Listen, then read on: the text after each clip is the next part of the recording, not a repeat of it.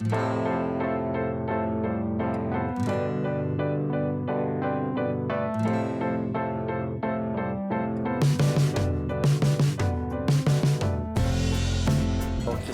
je suis Vincent Sabatier, je suis artiste néo-pop art.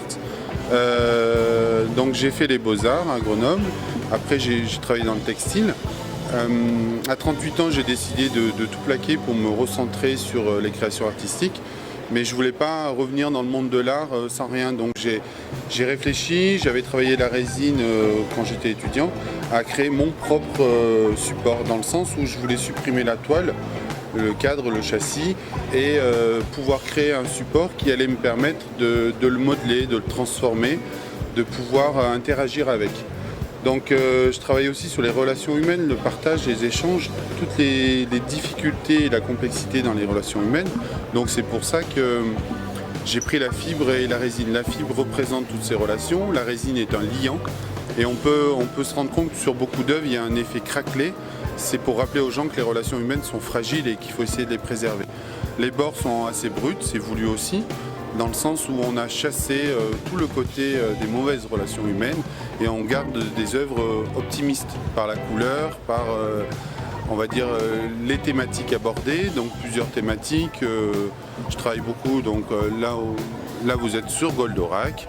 Donc Goldorak c'était moi petit, donc c'est une relation humaine entre les quadrats d'aujourd'hui et Goldorak à l'époque, dans le sens où c'était une icône pour nous, c'était un dieu vivant et j'ai voulu rendre un hommage à Goldorak. Donc en fond on a la BD que ma mère m'avait achetée, puisqu'il faut se rappeler qu'à l'époque on n'avait pas de magnétoscope, on n'avait pas le streaming ou le replay comme aujourd'hui, et j'ai lu le lire au moins 1000 fois cette BD.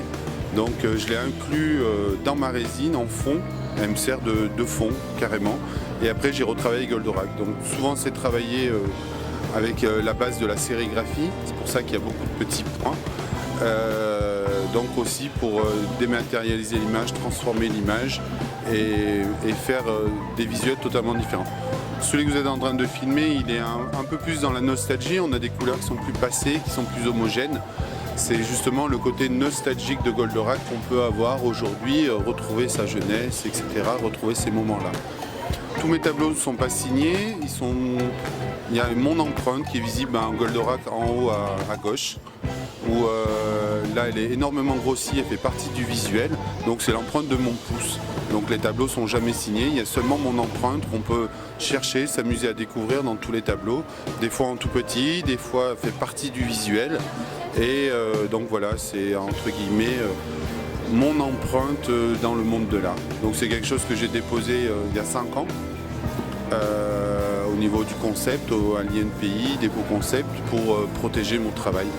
Après, chaque réalisation est différente, chaque réalisation aborde des thèmes différents. Là, on a Mohamed Ali.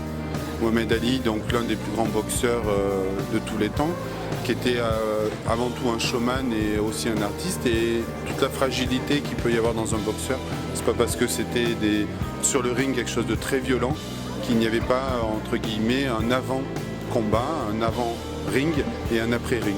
Donc c'est ce qui m'a intéressé, et puis aussi rendre hommage à Mohamed Ali, puisque bon, il a très mal fini comme beaucoup de boxeurs avec la maladie de Parkinson. Et là on est sur une multitude de collages. En fond c'est les unes des journaux. Après on a un vinyle transparent sérigraphié, et après un vinyle opaque. Donc ça amène une profondeur, ça amène différents aspects. On a une craquelure en fond, on a une craquelure dessus, on a un travail de fabrication de la résine qui est totalement différent, et donc ça me permet d'avoir une œuvre d'art totalement complète.